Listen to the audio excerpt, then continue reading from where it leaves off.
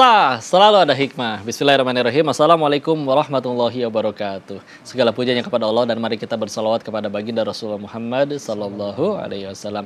Alhamdulillah, kita selalu berusaha menghadirkan narasumber yang luar biasa. Kali ini, kau bacain profilnya.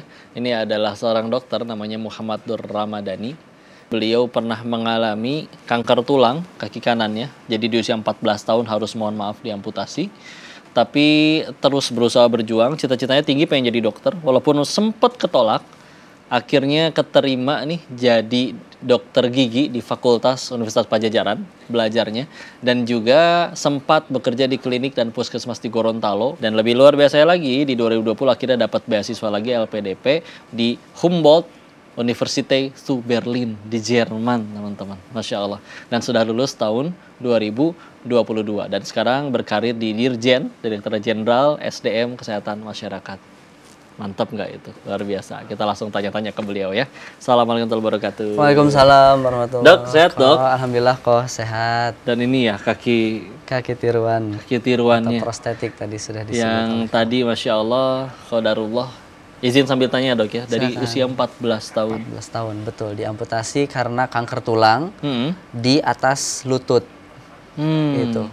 Nyebarnya cepat, makin membesar selama 3 bulan lebih. Akhirnya kata dokter harus diamputasi gitu ya, karena belum menerima keadaan tersebut. Akhirnya kami masih mengundur-undur gitu. Dari karena orang mungkin kenapa dikira bisa sembuh kali, kan bisa kempes, bisa sembuh, atau bisa dioperasi hanya bagian tumornya saja atau kankernya saja, kan itu benjolan ya. Oh, jadi bentuknya awalnya tahu-tahu ada benjolan gitu dok? Ada benjolan di atas lutut. Kerasa sakit banget? Kerasa sakit dan pegel, kemudian panas di daerah sekitarnya. Sampai di bulan ketiga tulangnya patah. Karena saking besarnya itu. Masa sampai kedorong ya? Kankernya itu. Nggak hanya sakit badannya, kakinya aja, tapi seluruh badannya jadi kurus karena semuanya kemakan oleh penyakit.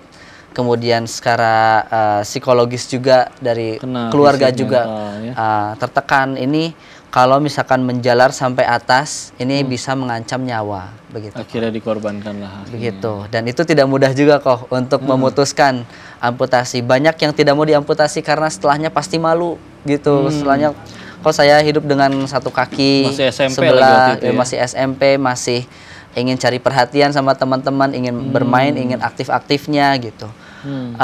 Akhirnya karena dari keluarga juga belum mencapai kesepakatan ini amputasi atau tidak, akhirnya saya yang harus memutuskan gitu. Ayah bunda insya Allah ikhlas untuk diamputasi karena kedepannya pasti banyak sekali manfaat atau ibadah yang bisa kita lakukan setelah amputasi itu, amal-amal yang bisa kita lakukan, kita bisa eksplor dunia ini dan menikmati hidup gitu. Move on-nya perlu waktu berapa lama dok? Karena waktu itu butuh keputusan yang cepat, gitu. Waktu itu keputusan cepat, selama 1 minggu harus memutuskan mau amputasi atau enggak. Kalau mau amputasi, kita lanjut di rumah sakit karena waktu itu dirawat. Semua kegiatan di atas kasur itu kok. Mau baik makan, mohon maaf buang air, gitu. Semuanya di atas kasur. Mau main, mau apa, berbaring karena udah patah tulangnya, di gips, lalu kulitnya juga udah melepuh karena kan panas gitu di gips. Kalau tulangnya patah kan dikasih gips gitu. Tapi karena kankernya itu panas, akhirnya luka juga kulitnya semakin membesar, semakin terasa mau sampai ke pangkal. Saya bilang sepertinya ini harus diamputasi saja gitu. Jadi ayah bunda dan keluarga insya Allah kita hadapi ujiannya bersama gitu. Baik nanti saat amputasi maupun setelahnya begitu. Dan apa ini juga jadi alasan pengen jadi dokter dan ngambilnya jurusan itu dok? Betul, karena selama kalau nggak salah saya dirawat 3 bulan lebih.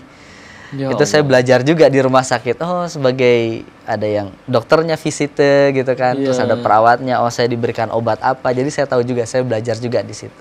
Meskipun saya harus mundur 1 tahun sekolahnya.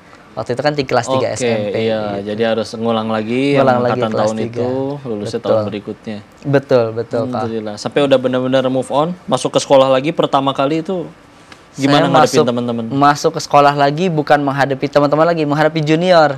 Karena kan saya ngulang gitu, di kursi roda, otot-ototnya masih belum kebentuk tuh, masih tulang-tulang itu, karena berdiri aja masih susah, berdiri paling dengan satu kaki ya, paling cuma 2 menit gitu kan, karena ya ototnya belum kebentuk, ada penambahan nutrisi gitu ya, makan yang bagus.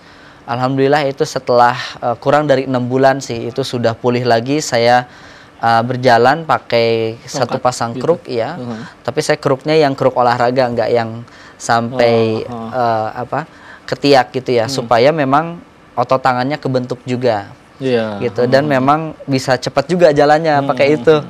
Dari SMP, SMA sampai kuliah, sampai lulus kuliah, sampai lulus jadi dokter gigi saya pakai tongkat gitu. Bayangkan mungkin kalau saat ini jadi dokter gigi, jadi pasiennya datang ke dokter yang kakinya satu gitu.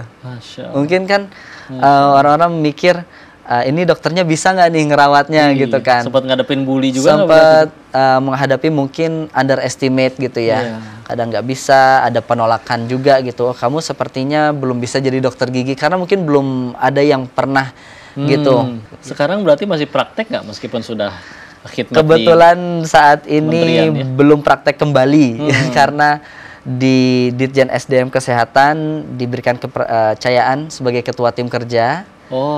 Dan saat ini masih mengerjakan tugas-tugas kantor juga gitu di luar jam. Saat ini punya 2 anak juga. Memang kami sama-sama merantau ya, saya dengan istri, saya orang Bandung, istri orang Gorontalo. Kami nggak pakai asisten, jadi ingin mengelola rumah tangganya secara mandiri dengan anak-anak, dan istri juga sedang kuliah lanjut. Jadi kami bekerja sama untuk membina. Tapi insya Allah kami akan membuka klinik bersama. Mohon doanya kok untuk supaya bisa segera membuka, memberikan manfaat bagi masih kepikiran masyarakat. juga untuk jadi manfaat yang luar biasa bagi banyak orang. Nih pemirsa, inspiratif sekali. Dan tadi kalau diceritain kayaknya nggak semuanya sanggup ngalamin seperti itu. Allah pilihnya, kejadiannya di beliau, karena di hadapan Allah berarti Allah tahu beliau yang sanggup, dan beliau udah buktiin berhasil melalui itu semua. Penasaran dengan hikmah selanjutnya? Kalau bakal tanya-tanya lagi, jangan kemana-mana, tetap di Sah, selalu ada hikmah.